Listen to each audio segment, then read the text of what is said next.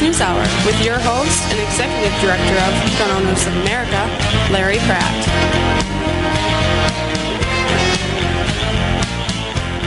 Hello and welcome to this edition of the Gun Owners News Hour. Today I'm really delighted to be able to have a conversation with Robert Knight, who is a senior fellow at the American Civil Rights Union. Don't think American Civil Liberties Union. This is the one they wished never came into being, the one that they should be. He's also a columnist, a regular contributor at the Washington Times, the alternative voice of newsprint in the nation's capital. And Robert, I want to thank you for your many contributions to sane thinking. Likewise, Larry. You've, among many other subjects, you've written about the gun control issue, because I guess we could say in general freedom is your beat with your pen. And That's right. There's so many targets of liberal hypocrisy when you start writing about gun control. Isn't it interesting how so many of those that advocate gun control, think Mrs. Clinton or the president and many others, all say that while being guarded 24/7 by guys and gals packing heat. But you and I, not so much. Well, yeah, that's do you remember the term limousine liberal, Larry? Yes. That was used in the 70s, I think, and really it's a shorthand for the way liberals construct a world in which they're protected, but everybody else has to go it alone. Yeah, they don't mind driving to the scene of a demonstration in their limo to object to the oppression of the wealthy, and then they get back in their limousine and go back to their country club. Or to take their child to a very expensive private school, but these are the folks relegate everybody else to the failing government school. That's right. Yeah. Don't do what I say. Don't do what I do. Just do what I tell you to do. Yep. And that seems to be the mindset of our liberal opponents. And they were able to get away with that for some time, but I think it's more and more difficult.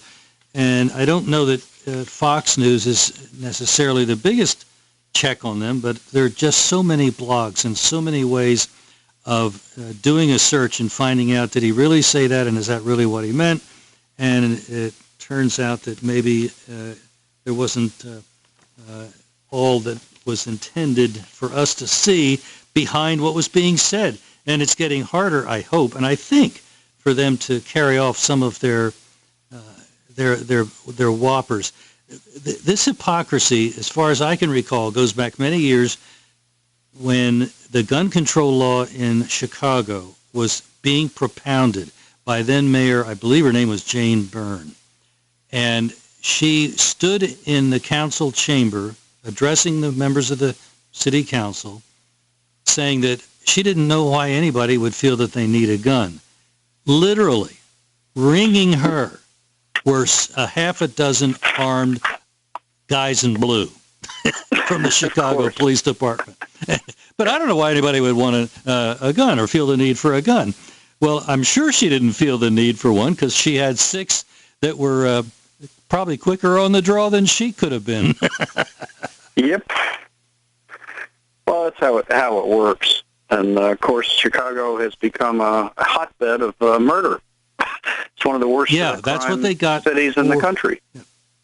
And yet they don't want the average citizen to carry guns. It's amazing because, in places where the average citizen can pack, murder rate is much lower. But that's not they're not going to be confused by the facts. I think we've seen that a long time ago. No, they aren't, and they're not confused by the law either. I mean, since the Heller decision, District of Columbia versus Heller in 2008, which was a monumental decision in which the Supreme Court overturned D.C.'s strict gun regulations, other cities haven't complied. You know, it's funny, when the Supreme Court does something they like, they want everybody to fall down and comply instantly and say it's universally to be applied. But when it's something like this, which reiterates the Second Amendment Yes. and establishes once and for all for everybody to see an individual right to bear arms, they ignore it in city after city. They just don't live in the same world the rest of us do, so they can continue with this hypocrisy of theirs. The police chief herself, and you've written about it, and I thought it was spot on. Chief Lanier has said that we've got to be more attentive and we've got to be thinking about what we might do in case of somebody shooting, whether we take cover, whether we fight back. And yet her police department, getting a permit to carry, to have a gun is like pulling teeth. I almost said carry, because you still can't. I think maybe there's 50 people that have a permit to carry outside their homes now in the District of Columbia. Lots of luck. Yeah, they've made it almost impossible, even to obtain guns in the district. You have to go through one single permit office. There aren't any places you can buy guns in the district, so if you buy one in Virginia or Maryland and you want to bring it into the district, you have to go through a single office that's poorly staffed. You have to pay considerable amounts, and you have to endure waits. And the courts have said this is an actual unconstitutional, real-life restriction against gun ownership. So the courts have actually been pretty good on the gun cases over the last few years. They're moving toward universal freedom to own a gun, as our Second Amendment provided. So that they seem to be moving in the direction of more freedom than less. In spite of having made it as difficult as possible, we do seem to be making progress. The courts have been ruling in favor of gun owners. It just drives them crazy because really we don't see this affecting the thinking of the city administration. As I had said, the chief of police talks about fighting back, but then her police department has still made it exceedingly difficult to get a permit for a gun, let alone to carry one concealed. So we have some way to go, and it would be awfully nice if we had a Republican Party that really was serious about this. They could withhold funds from the District of Columbia until the District of Columbia got it right. But that's not likely to happen, at least not in my lifetime, which I hope is still many more years.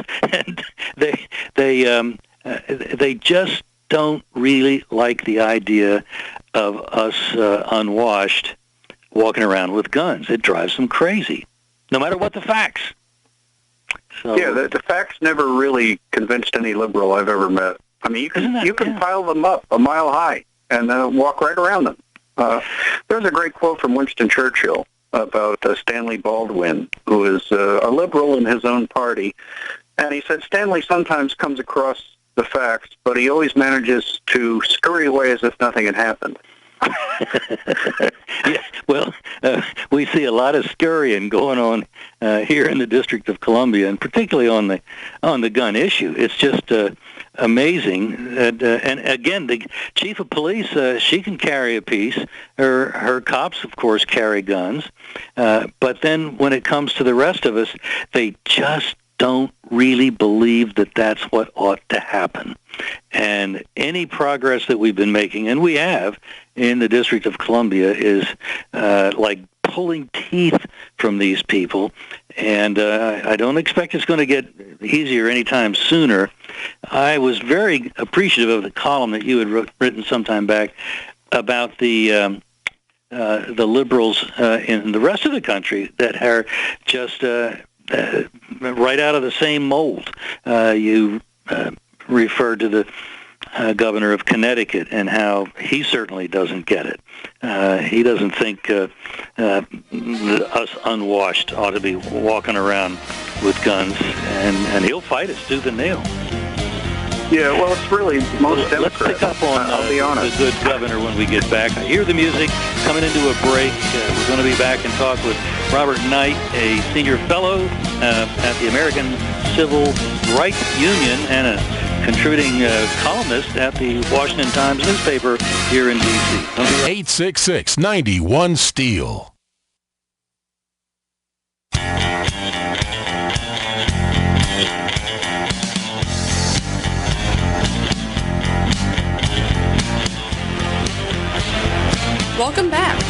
Owners News Hour, exploring a wide range of Second Amendment issues.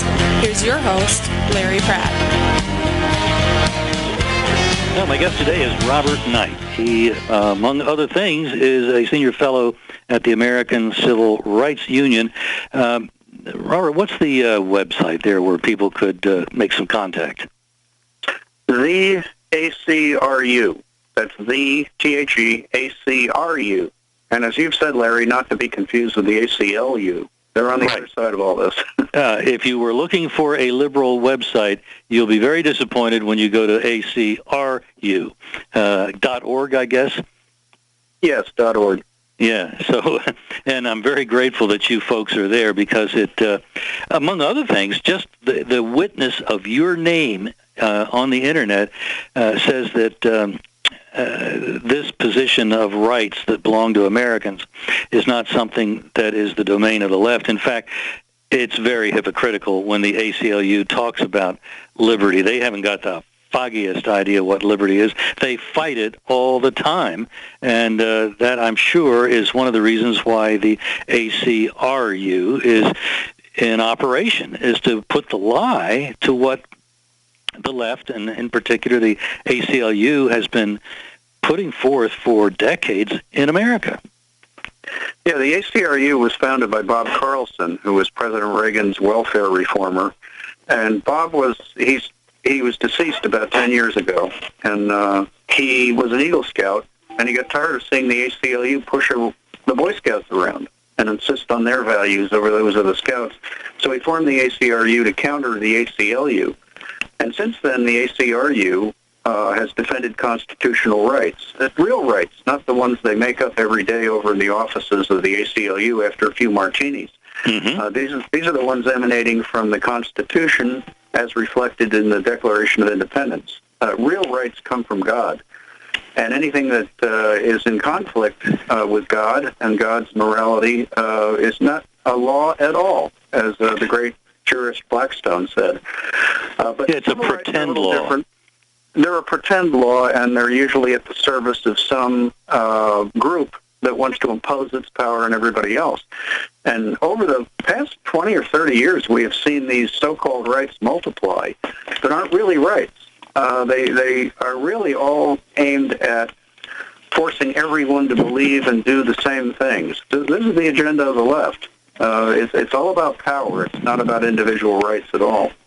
Their idea of tolerance, it's really like a joke, and you almost have to laugh when you hear them talk about tolerance, because now they are promoting, and I think you've dealt with this topic, they're saying that, well, anybody that denies climate change, as they define it, ought to be treated as a criminal and prosecuted as a result of that.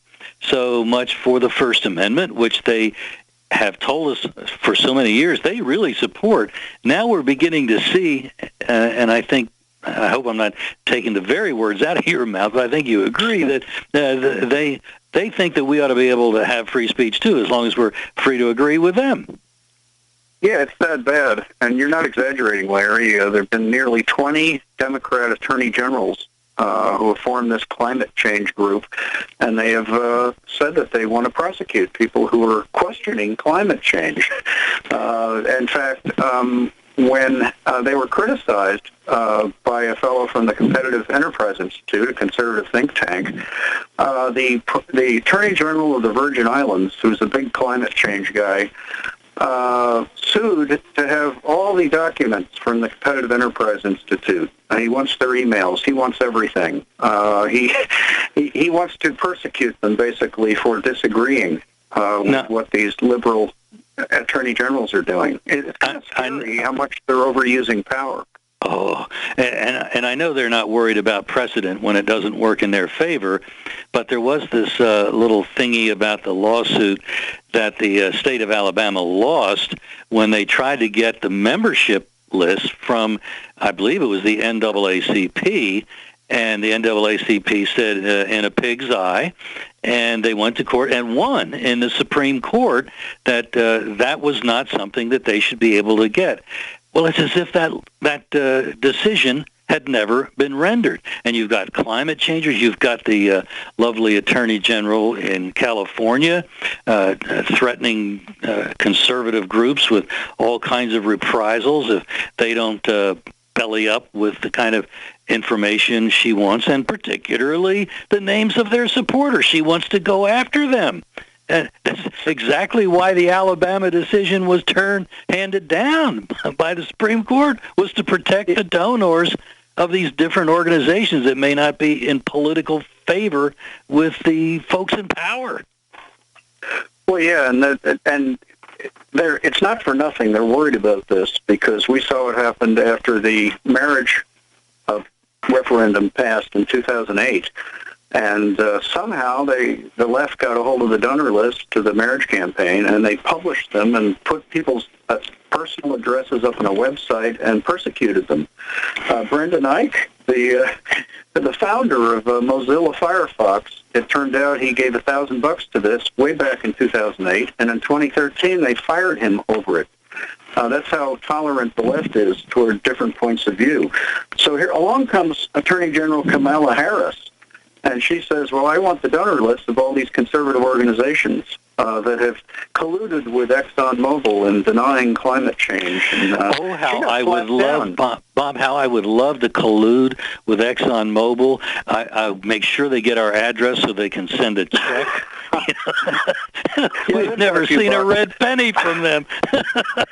No, although, if you stay outside corporate donations, it's not such a bad thing sometimes. We're not holding our breath to get one. I agree with that, yes.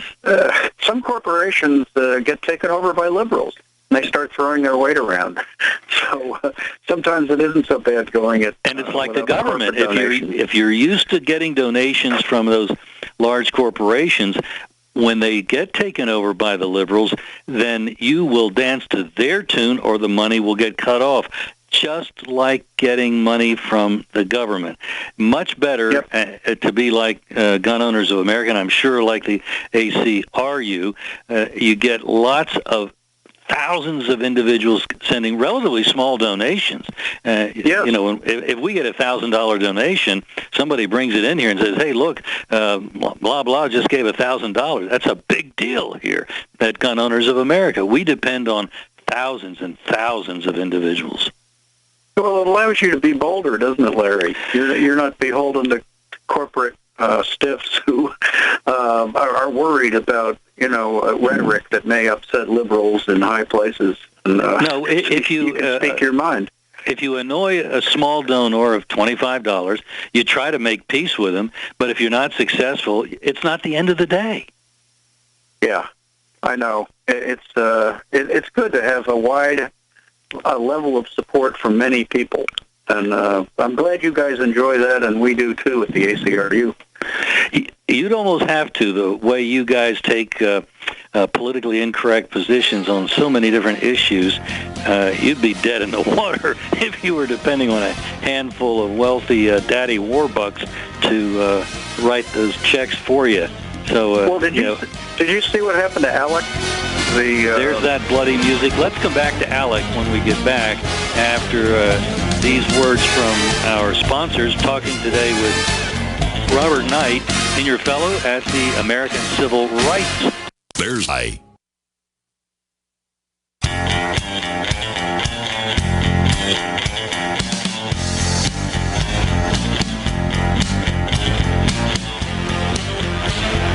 Welcome back to the Gun Owners News Hour, exploring a wide range of Second Amendment issues. Here's your host, Larry Pratt. My guest today is Senior Fellow at the American Civil Rights Union, theacru.org, Robert Knight, and we were just about to take up talking about large donors and the impact they can have versus the strength that both ACRU and GOA have, depending for our daily income on just thousands and thousands of relatively small individual donors. So you were about to bring up the example of ALEC and the American Legislative Exchange Council, a conservative think tank to advise conservative state legislators. Yeah, they represent legislators in 50 states, and they are a conservative group. But a couple of years ago, they posted on their website model voter ID language because that's been a major aim of conservatives, is to make sure the voting rolls are clean and honest and that vote fraud doesn't affect our elections. So it has widespread public support, voter ID laws, where you have to show a photo when you vote or when you register. And the corporate people who were influenced by liberals said, oh, this is terrible, and it will suppress minority voting. And they forced ALEC to take it off their website or risk losing, I don't know how many dollars in corporate donations. And this is the kind of way corporations can throw around when they're harnessed by the power of the left. You know, that story, I guess I had seen that, and it kind of buzzed by with all the other things that are on my plate. But I'm glad you brought that up, because it underscores something that we've been very active in, and that's this very issue of voter integrity.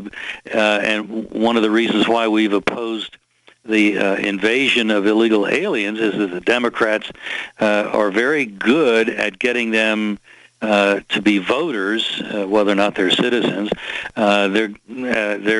They can be relied upon, according to survey data, to vote 80% of the time for Democrats. Well, Democrats increasingly don't even give a curtsy or lip service to the Second Amendment. We're talking about an anti-gun bloc of voters that the Democrats are assembling, and if they can use people that aren't even citizens, if they can just have fake IDs and don't have rigorous voting protections that a photo ID can help to provide, it's going to come back and bite the Second Amendment real hard. No, it will. They're no friends of the Second Amendment. The people leading the charge against voter ID laws, you have to ask, if people show an ID to buy a six-pack of beer or to get on an airplane or to apply for a job or apply for welfare benefits, any number of things, open a bank account, and yet supposedly minorities are incapable of doing any of these things. I don't know how they function in society. How do they buy their beer? Yeah, I think it's a racist assumption that minorities are somehow unable to show a driver's license or another ID that everybody else has to show when they register to vote. That is an operative assumption on the left, and they are hoping that they will have them as a dependent class. And that whole mindset of being dependent to the government is one that's antithetical to firearms ownership and the true meaning of the Second Amendment, which is that it provides a firewall against tyranny. So if we're all just good little drones getting our checks from the Democrats running the government, well, not much likelihood that they're going to hear back from us that they did the wrong thing and that they need to vote differently. They can just tell us to shut up or they'll cut off our support. Cut off our health care. That's the reason they work so hard to get nationalized health care, because you are far less likely to criticize a government if the health of you and your family is in the balance. And they know this. Oh, and by the way, we gigantic power grab.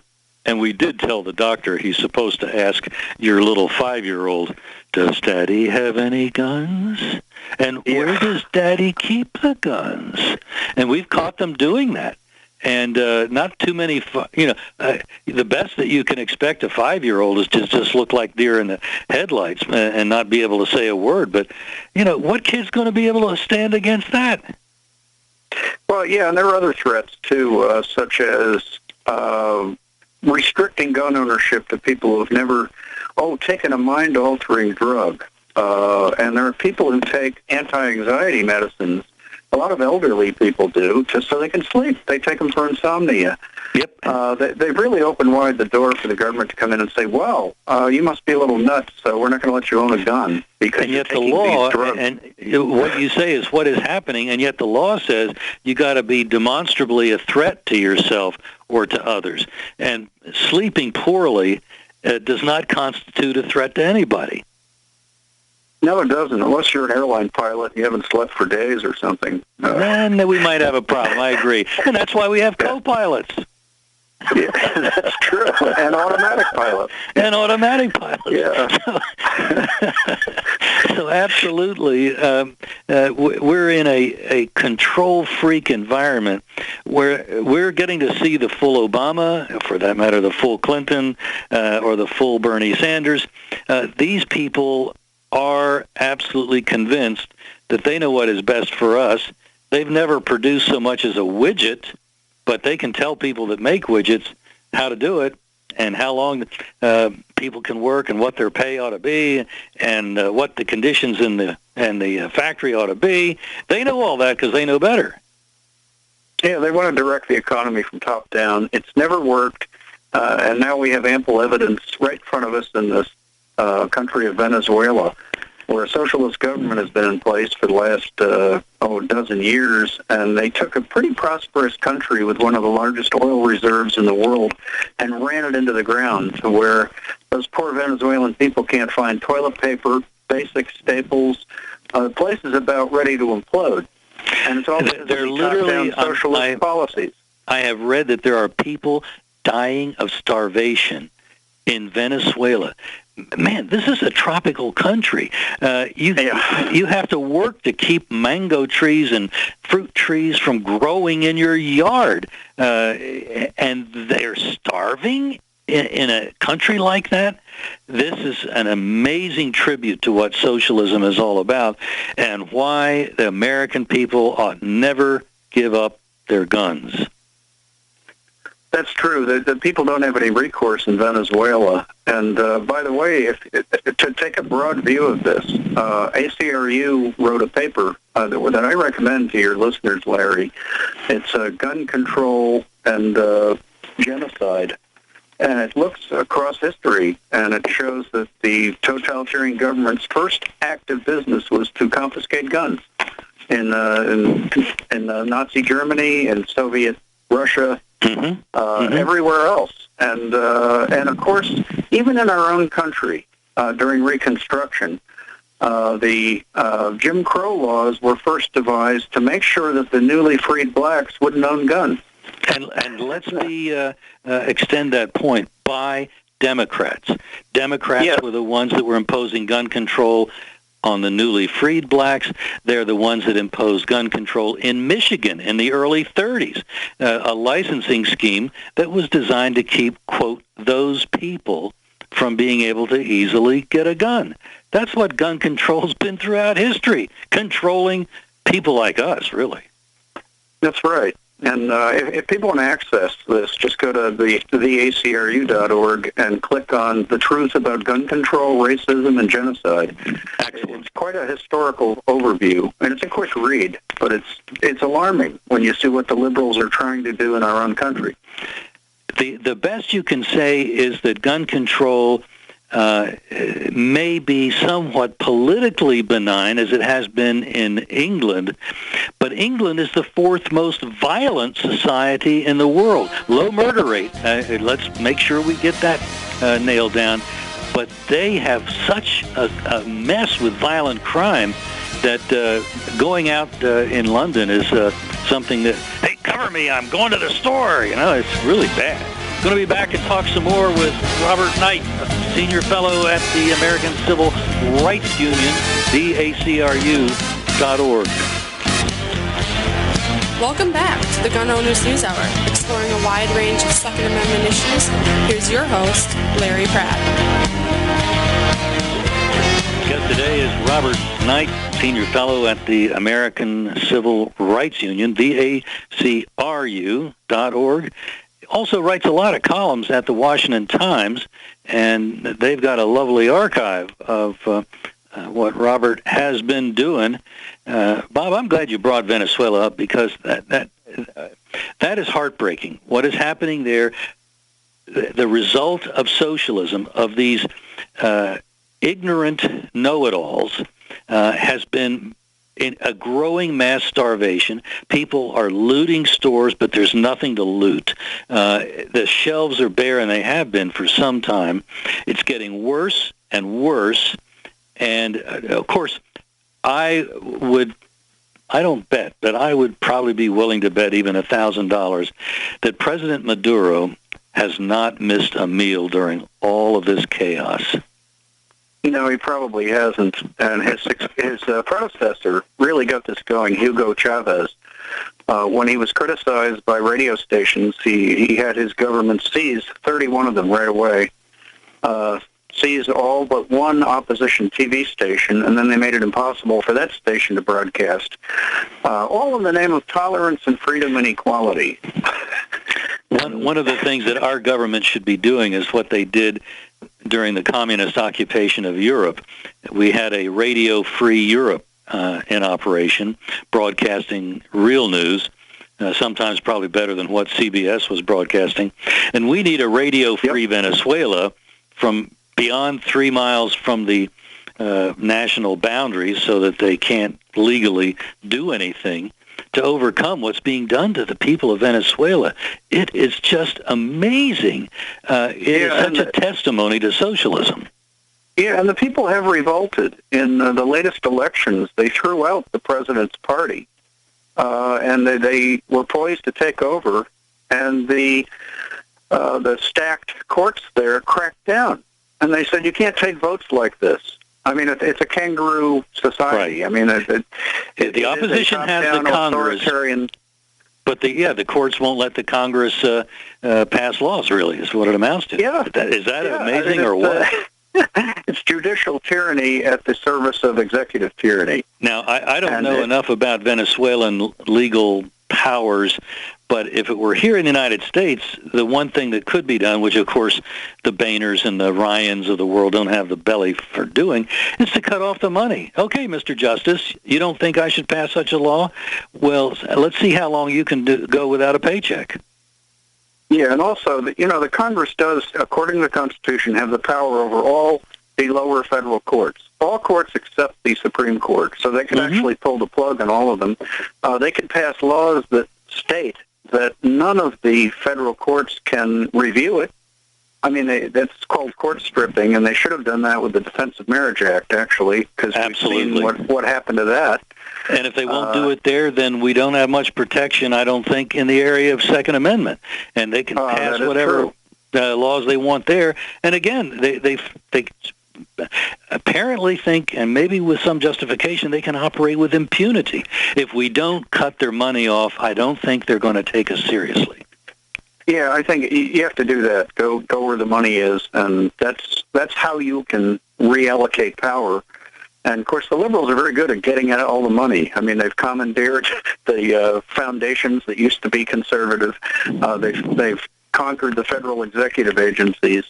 What we're supposed to have is both houses of Congress now, supposedly run by conservatives, and yet they've been afraid to use the power of the purse to curb the incredible overreaches by the Obama administration in so many areas, particularly environmental, but also in the gun area, where they're misusing their power, using the Obamacare, for instance, to try to curb gun ownership, particularly among older people. They're hammering them also similarly through the Veterans Administration. Same idea. And not that many people have a state rep such as one I met out in Idaho who heard about one of her constituents, a veteran, who was going to have the Veterans Administration had determined that he was incompetent. I don't know whether he had somebody appointed to pay his checks on time or whatever it was, but he was hardly a danger to himself, and he really was not incompetent in any sense that you and I might understand the word. So they told him, tomorrow at 9 o'clock, we're coming to pick up your guns, be ready. Well, he was. The state rep was there, the sheriff was there, and about 75 or 100 of their closest friends were there. And when the Social Security folks, or no, when the Veterans Administration heard about that, they just decided, never mind. Well, we don't all live in a jurisdiction where the local authorities would react that way. Then we're vulnerable, and which, by the way, I think is a word why we ought to be as concerned, if not more so, than about who is our local representative, who is our local sheriff, than anybody else in any of the government levels in our country. Yeah, although we should take special interest in who's going to replace Antonin Scalia at the U.S. Supreme Court. Yes. He was a friend of gun owners. He was a friend of the Second Amendment. Now we've got a 4-4 tie with 4 liberals and 3 conservatives and a swing voter. Right. And anything can happen. This presidential election that's looming, if a liberal Democrat is elected president, then there goes the Supreme Court. It could be 2, 3, 4 justices. And I think the Second Amendment would be in great peril if that happens. And at that point, we would have to come to an understanding, which we've been sort of taught, it's been taught out of us, that the courts do not have the last word on what the Constitution is. They decide particular cases. They don't make law. Their decisions, unlike the Roe v. Wade usurpation, don't extend to the whole of society. They're not supposed to. And we may have to reassert that proper constitutional balance, and it may not be pretty. So I'd much rather have an election where we solve this matter at the ballot box than have to resort to the bullet box. Yeah, and also, well, there's impeachment, too, which I think the people in Congress are loath to use it. Because a lot of them are lawyers, and frankly, some of them aspire to someday being appointed to federal court posts. And so they're reluctant to impeach judges that are clearly out of control, who are clearly lawless, and they should have been removed. That's a good point.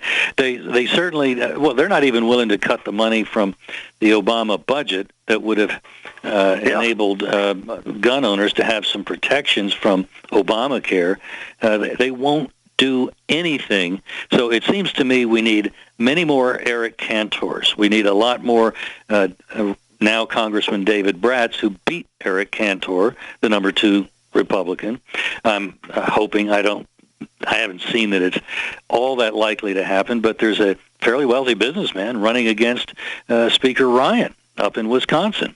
The guy's a little unusual. He rides around on his hog with his tattoos and his wife beater, but he's a very wealthy, very successful businessman who's had enough of what you and I have been talking about during this program.